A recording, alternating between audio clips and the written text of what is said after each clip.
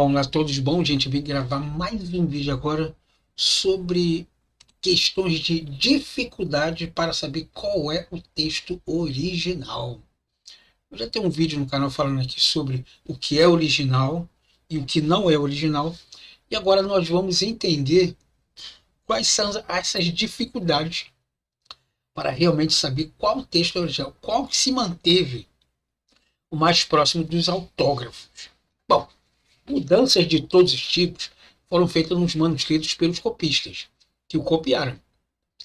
Examinaremos com mais pormenores os tipos de mudanças num capítulo ou numa aula que nós vamos abordar esse tipo de assunto. De momento, basta saber que realmente foram introduzidas mudanças e de que elas eram generalizadas, especialmente nos primeiros 200 anos em que os textos foram copiados, época em que a maioria dos copistas eram de amadores.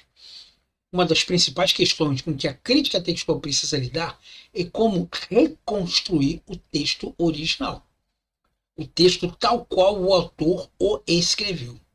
Será que é o grupo dos textos majoritários ou dos textos ecléticos?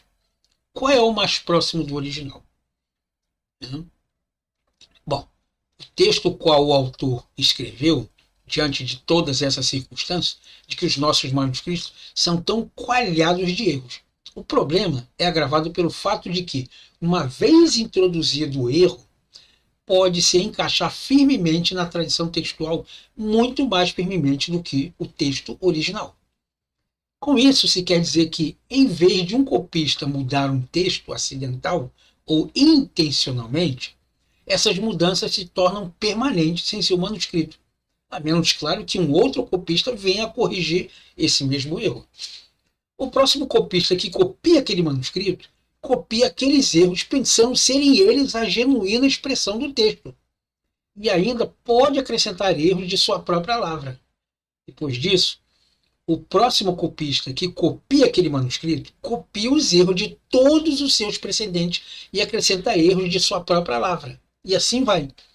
A única forma de que os erros serem corrigidos é quando um copista reconhece que um de seus precedores cometeu um erro e tenta então consertá-lo. Mas não há garantia, porém, de que um copista que tenta corrigir um erro corrija-o corretamente. Isso é, ao mudar o que parece um erro, ele pode de fato mudá-lo incorretamente, de modo que se passa a ter três formas de texto: o original, a versão errada e a tentativa incorreta de resolver e corrigir aquele erro que já estava errado. Os erros se multiplicam e se repetem. Algumas vezes são corrigidos, outras são ampliadas e assim por diante, durante séculos, através dos séculos e entre os séculos. Às vezes é claro que um copista pode dispor de mais de um manuscrito e pode corrigir os erros pela leitura correta do outro. Isso melhora a situação significativamente. Por outro lado, também é possível que um copista corrija o manuscrito correto à luz da sequência textual do manuscrito incorreto. As possibilidades são infinitas.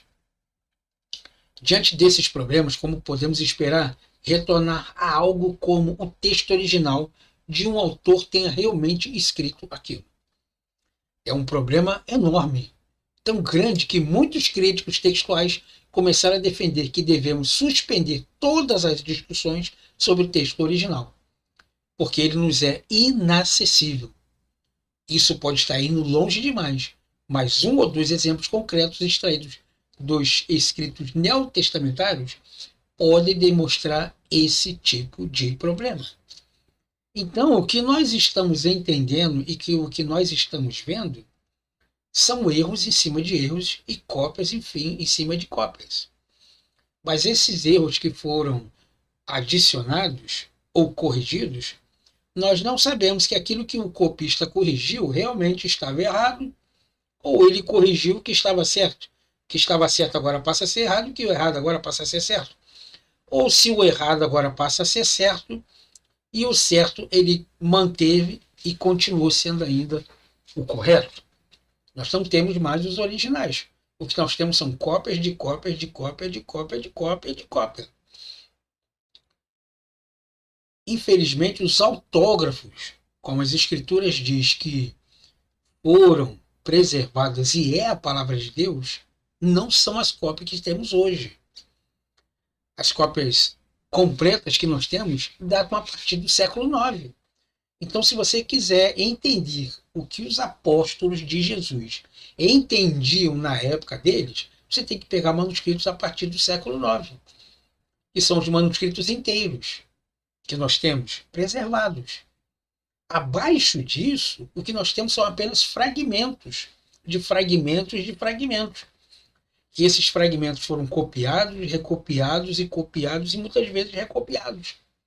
Então, infelizmente, nós não temos certeza de demonstrar e falar que aquela ali é a palavra de Deus. Infelizmente, temos que falar dessa maneira. E principalmente quando ela é adotada e traduzida para um contexto como o nosso português, que o hebraico tem palavras e sentidos diferentes do que a nossa tradução em português. E num próximo vídeo, ou num vídeo posterior, nós falaremos então realmente sobre tradução e tradição. Será que realmente os copistas da época mantiveram a sua tradição da época, ou nos seus manuscritos eles respeitavam realmente a tradução? Então, temos que pensar realmente no que nós estamos lendo e o que é colocado em nossas mãos. Será que realmente esse é o texto original? Bom, como sempre, eu quero te agradecer por você ter ficado comigo até aqui e nos vemos então numa próxima aula.